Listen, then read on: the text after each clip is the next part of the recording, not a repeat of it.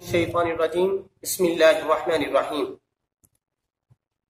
جی دوستو، آج پھر ہم آپ کے لیے ایک بہترین ویڈیو لے کر حاضر ہوئے ہیں، جس کے اندر ہم آج بتائیں گے کہ قرآن پاک حفظ کرنے کا آسان طریقہ کیا ہے، اور یہ ہر وہ شخص، ہر وہ طالب علم کرتا ہے جو قرآن پاک کو حفظ کرنا چاہتا ہے۔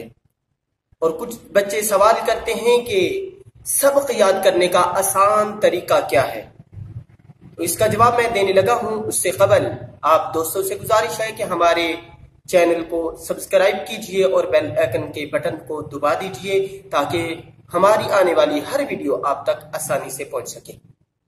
جی دوستو، آج میں بتانا چاہوں گا کہ قرآن پاک کو کیسے آسانی سے حفظ کیا جا سکتا ہے اور سبق کیسے یاد کیا جا سکتا ہے۔ سب سے پہلے بچے سوال کرتے ہیں کہ کچھ بچے سوال کرتے ہیں کہ ہمیں سبق یاد نہیں ہوتا۔ دوستو، سب سے پہلی بات یہ ہے کہ سبق یاد کرنے کے لیے، قرآن پاک حفظ کرنے کے لیے ایک جذبہ ہونا ضروری ہے۔ اگر بچے کے اندر جذبہ نہیں تو وہ کبھی قرآن پاک حفظ نہیں کر سکتا۔ سب سے پہلے جذبہ ہونا چاہیے، اس کے بعد بھی اگر سبق یاد نہ ہو تو اسے قرآن پاک وہ سبق یاد کرنے کا طریقہ ہی نہیں آتا۔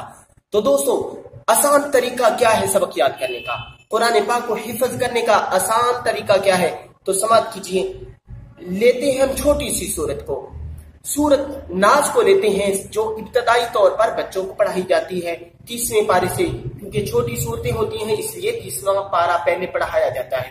سورت ناز، سورت ناز کا پہلے نام یاد کریں گے، سورت الناس، اور یہ مکیہ سورت ہے، مکی سورت ہے، اس لیے یہ دونوں چیزیں یاد کریں گے، سورۃ الناس مکیہ۔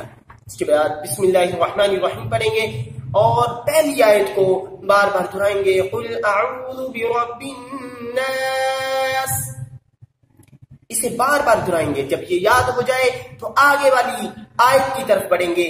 جب بھی دونوں آیتیں یاد ہو جائیں گی تو دونوں آیتوں کو ملا کر پڑھیں گے۔ اس کے بعد تیسری آیت کی طرف آئیں گے، تیسری آیت کو اچھی طریقے سے یاد کریں گے، پھر تینوں کو ملا کے پڑھیں گے، پھر چوتھی آیت کو یاد کریں گے، پھر چاروں آیتوں کو ملا کے زبانی یاد پڑھیں گے۔ اس کے بعد پانچویں، پھر چھٹی آیت، ایک ایک آیت کو پڑھیں گے، یاد کریں گے، پھر پیچھے والی کو بھی ساتھ ملا کے پڑھیں گے، تب جا کے آسانی سے سبق یاد ہوگا۔ تو یہ ہے طریقہ سبق یاد کرنے کا۔ جیسے ہم نے پڑھا قل اعوذ برب الناس، قل اعوذ برب الناس، یہ یاد ہوگی۔ اس کے بعد مالک الناس، مالک الناس، یہ یاد ہوگی۔ اب دونوں کو ملایا، قل اعوذ برب الناس مالک الناس، اس کے بعد الہ الناس۔ اس طرح یہ ہے طریقہ سبق یاد کرنے کا۔ اور سب سے بہترین جو ٹائم ہے وہ مغرب سے عشاء کا ٹائم ہے۔ ہمارے بزرگ فرماتے ہیں جو بچہ اس وقت مغرب سے عشاء کے دوران سبق کو یاد کرتا ہے، صبح جب وہ اٹھتا ہے تازہ دم ہوتا ہے، سبق کو دہراتا ہے، تو وہ سبق کبھی اسے نہیں بولتا۔ جب اچھی طریقے سے سبق یاد ہوگا تو آپ کی سب کی بھی اچھی طریقے سے یاد ہوگی، وہ آپ کے لیے آسان ہوگا۔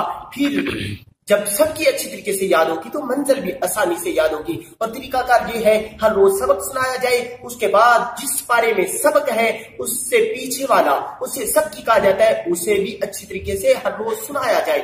اس کے بعد پیچھے منزل کو بھی ہر روز کم از کم ایک پارہ، 2 پارے ہونے چاہیے۔ اگر اس سے کم یاد کر سکتا ہے تو ایک پارہ تو ضرور ہونا چاہیے۔ یہ طریقہ ہے قرآن پاک فرقان حمید کو یاد کرنے کا۔ جو بچہ اس پہ عمل کرے گا انشاءاللہ اسے کامیابی ہوگی اور وہ جلد از جلد قرآن پاک کو اپنے سینے کے اندر سما سکے گا۔